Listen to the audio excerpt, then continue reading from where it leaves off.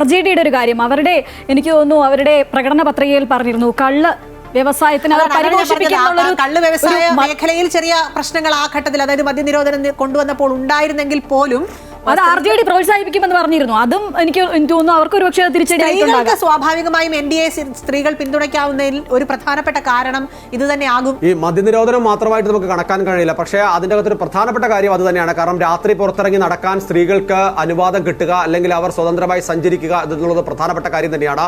ഒരു സ്ത്രീക്കും ഒരു പുറത്തിറങ്ങാൻ രാത്രിയായാലും പകലായാലും ഇറങ്ങി നടക്കാൻ ആരുടെയും അനുവാദം വേണ്ട. പക്ഷേ ബീഹാറിൽ അങ്ങനെ ആയിരുന്നില്ല എന്നുള്ളതാണ് പ്രധാനപ്പെട്ട കാര്യം. കാരണം അത്രയധികം ഗുണ്ടാ സംവിധാനങ്ങളുടെ ഒരു ഭാഗമായി നിന്നതാണ് ബീഹാർ. അതിൽ ഏറ്റവും പ്രധാനപ്പെട്ട ഒരു കാര്യമുണ്ട്.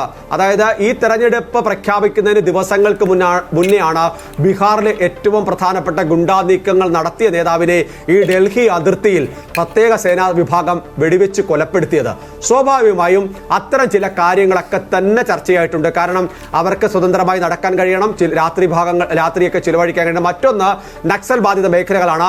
സായുധ നക്സൽ സംവിധാനങ്ങളുടെ കേന്ദ്രമായിരുന്നു ബീഹാർ. അവിടെ നിന്ന് ഒരു പരിധിവരെ അതിനെ ഒഴിപ്പിക്കാൻ നിലവിലുള്ള സർക്കാർ സംവിധാനങ്ങൾക്ക് കഴിഞ്ഞിരുന്നു. അതിന് കേന്ദ്ര സർക്കാരിന്റെ പൂർണ്ണ പിന്തുണയാണ്. നമ്മൾ ഛത്തീസ്ഗഡിലൊക്കെ കഴിഞ്ഞാൽ എത്ര അധികം നക്സലുകളാണ് ആയുധങ്ങൾ വെച്ച് കീഴടക്കി ജനാധിപത്യ സംവിധാനത്തിലേക്കൊക്കെ വരുന്നത് കണ്ടതാണ്.